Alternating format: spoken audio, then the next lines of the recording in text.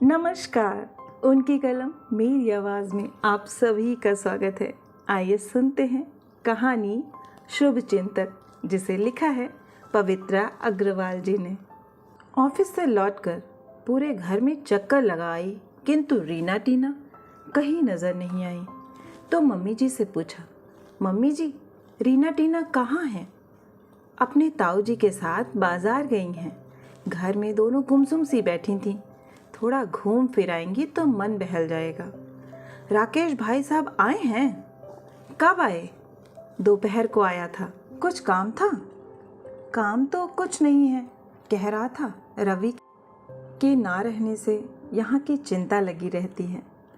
तभी जेठ जी के साथ रीना टीना ने खिलखिलाते हुए घर में प्रवेश किया। बहुत दिनों के बाद उन्हें इतना खुश देखा था। रवि के जाने के बाद शायद पहली बार वह खुलकर हंस रही थीं। मन को कुछ अच्छा भी लगा। मम्मी आज तो बहुत मज़ा आया। ताऊ जी ने खूब घुमाया, मेरी पसंद की बटर स्कॉच आइसक्रीम भी खिलाई। रीना ने चहकते हुए कहा, मम्मी मैंने कोल्ड कॉफ़ी पी और रवा डोसा भी खाया। टीना ने गले में बाँह डालते हुए कहा, ठीक है, आप जाकर अपना होमवर्क पूरा करो, वरना कल क्लास में सजा मिलेगी। भाई साहब आप अचानक कैसे आ गए? सोनू मोनू कैसे हैं? ठीक है, बस माँ की कमी तो मैं पूरी कर नहीं सकता। रवि के जाने के बाद से अब यहाँ की चिंता भी लगी रहती है। बड़ा समय खराब है। घर में 2 बड़ी होती हुई लड़कियाँ हैं, बूढ़ी माँ है, तुम हो, पर मेल मेंबर कोई नहीं है। बड़ा संभल कर रहने की ज़रूरत है। तुम कहो तो मैं अपना ट्रांसफ़र कराकर सोनू मोनू के साथ इस शहर में आ जाऊं। अरे नहीं भाई साहब, आप हमारे लिए परेशान ना हो। एक जगह से उखड़कर कहीं नई जगह जमना आसान नहीं होता। सोनू मोनू को आपकी हमसे ज़्यादा ज़रूरत है। उन्हें वहाँ बार बार अकेला छोड़कर आप यहाँ मत आया करिए। समय बड़ा बलवान होता है। हमने भी अब रवि के बिना जीना सीख लिया है। रात को खाने पर जेठ जी ने पूछा, रवि के बीमे के 1 लाख रुपए मिल गए होंगे, क्या किया उनका? 50-50 हज़ार रीना टीना के नाम बैंक में फिक्स करा दिए हैं। घर का खर्चा अपनी तनख्वाह से चलाने का प्रयास करूँगी। अरे बैंक में कुछ नहीं मिलता, अब तो इंटरेस्ट और भी कम कर दिया है। यदि उस पैसे को कहीं सही जगह ब्याज पर चढ़ा दिया तो 3% ब्याज तो आराम से मिल जाएगा। तुम चाहो तो मुझे दे दो। मेरा एक दोस्त व्यापार बढ़ाने के लिए बाजार से ब्याज पर पैसा लेने की सोच रहा है। विश्वास का आदमी है, पैसा मारे जाने का डर भी नहीं है। वह हर महीने जो 3% ब्याज देगा वह मैं तुम्हें भेज दिया करूँगा। अब तो मैं फिक्स करा चुकी हूँ, तो मैं एक दिन और रुक जाता हूँ। कैंसिल कराकर मुझे दे दो, बच्चियों के काम आएगा। वैसे भी रीना 15 वर्ष की तो हो ही गई है। इस वर्ष 10th पास कर लेगी। 2-3 वर्ष में अच्छा लड़का देखकर इसकी शादी कर देंगे तो एक बोझ कम होगा। फिर बस टीना रह जाएगी। भाई साहब, मैं रीना टीना को बोझ नहीं समझती और ना जल्दी शादी करने के पक्ष में हूँ। दोनों ही पढ़ने में बहुत अच्छी हैं। रीना को टीचिंग में बहुत रुचि है। उसे कम से कम MA तो कराना ही है। आज के समय में लड़कियों में भी आत्मनिर्भर होने की क्षमता होना बहुत ज़रूरी है। तुम्हारी बात बिल्कुल सही है, फिर भी समय पर सही मैच मिल जाए तो पढ़ाई पूरी करने के चक्कर में शादी को टालना नहीं चाहिए। पढ़ाई तो शादी के बाद भी हो सकती है। शादी के बाद कोई नहीं पढ़ाता।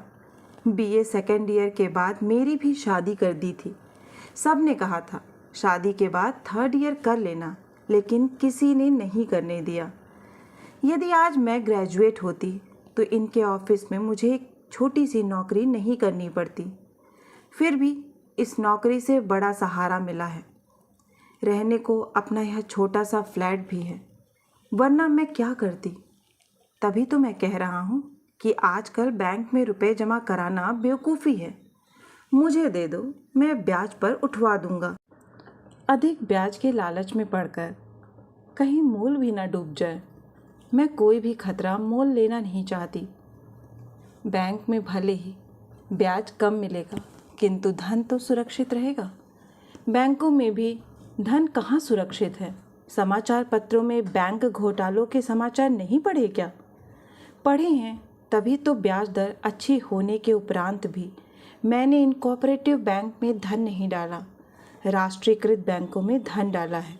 जहाँ धन देने को कह रहा हूँ वहाँ भी सुरक्षित रहेंगे, मैं गारंटी लेता हूँ। तुम्हें मुझ पर विश्वास है ना? पूछने को दिल करता है कि आपकी गारंटी कौन लेगा? आप पर ही तो विश्वास नहीं है, किंतु यह कह नहीं पाई। आप पर तो विश्वास है भाई साहब, पर अपनी किस्मत पर विश्वास नहीं है। मुझे माफ़ करें भाई साहब, मैं अभी एफडी कैंसिल नहीं कराना चाहती। माँ, किरण को आप क्यों नहीं समझाती?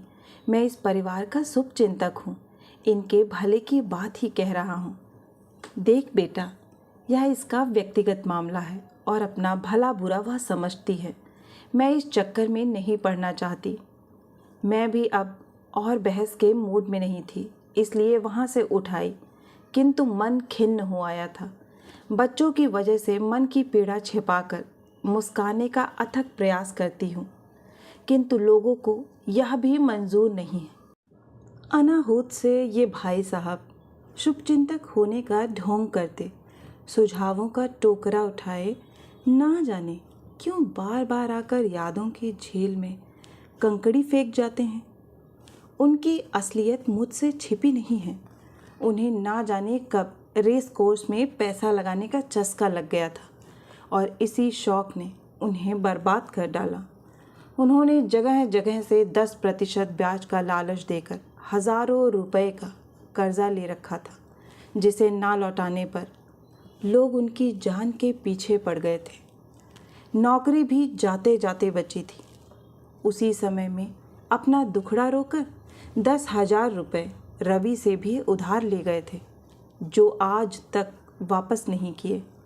कर्जदाताओं से परेशान होकर वह अपनी पत्नी को पीहर से 1,00,000 रुपये लाने के लिए यातनाएं देने लगे थे, पर उन्होंने साफ मना कर दिया था कि मैं रिटायर्ड पिता से उनके जीने का सहारा नहीं छीन सकती।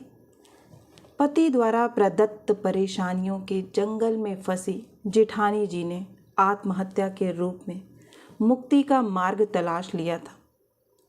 बच्चों का मोह भी उन्हें नहीं रोक पाया था। इन भूली बिसरी बातों के याद आने से मेरे मन में नफ़रतों के कैक्टस फिर उगने लगे थे। मैं समझ गई हूँ कि उनका यूं बार बार आना भाई के परिवार से मोह नहीं है।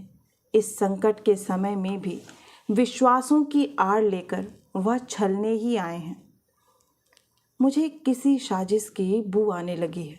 किसी तरह उनके आने पर रोक लगानी होगी, पर कैसे? मैं मम्मी जी के पास जाने को अपने कमरे से बाहर निकली थी कि भाई साहब की आवाज़ सुनकर वहीं ठिठक कर खड़ी हो गई। वह धीमी आवाज़ में कह रहे थे, माँ, मैं देख रहा हूँ कि इधर किरण में बहुत बदलाव आया है, बहुत चालाक हो गई है। काम पर तो जाती ही है, कभी कोई भाग गया तो हो सकता है आगे पीछे शादी भी कर ले, फिर तुम्हारा क्या होगा? रवि के रुपयों पर कुछ हक तो तुम्हारा भी है ना माँ? कुछ रुपए तुम्हें अपने नाम भी करा लेने चाहिए थे। क्यों? क्या मेरे प्रति सारा फर्ज रवि का ही था? तेरा कुछ भी नहीं था? क्या मैं तेरी माँ नहीं हूँ? यदि उसने दूसरी शादी कर भी ली तो मैं तेरे पास आकर रह लूँगी, मुझे रखेगा ना? यह भी कोई पूछने की बात है? पर मैं तो कुछ और कहना चाह रहा था, लेकिन आप समझ नहीं पा रही। माँ, मैं सोच रहा था कि आगे पीछे दूसरी शादी तो मुझे भी करनी ही है। यदि किरण तैयार हो जाए तो उससे भी हो सकती है। मेरे बच्चों को माँ मिल जाएगी, रीना टीना को बाप मिल जाएगा और घर की इज्जत घर में रहेगी और आप तो जैसे रह रही हैं वैसे ही रहती रहेंगी। आज तो तूने अपने मन की बात मुझसे कह ली, पर आगे से मत कहना। किरण के बारे में कभी ऐसा सोचना भी नहीं। ऐसा कभी नहीं होगा। अपनी पत्नी को तो चैन से जीने नहीं दिया, मैं किरण की ज़िंदगी बर्बाद नहीं होने दूंगी। तुम मेरी माँ हो कि दुश्मन? तुम्हें मेरी ज़रा भी चिंता नहीं है। पराए घर से आई बहू की इतनी चिंता है। मेरी पत्नी को मरे 3 साल हो गए, लेकिन तुमने कभी एक बार भी मेरी शादी के बारे में नहीं सोचा। क्या मैं तुम्हारा सौतेला बेटा हूँ? तेरी शादी करके मैं किसी की ज़िंदगी खराब नहीं करना चाहती। भले ही तू कोर्ट से छूट गया, पर मैं अब भी तुझे बहू का हत्यारा मानती हूँ। भले ही तूने हत्या नहीं की, किंतु तेरे जुल्मों ने उसे आत्महत्या की राह पर खड़ा अवश्य कर दिया था।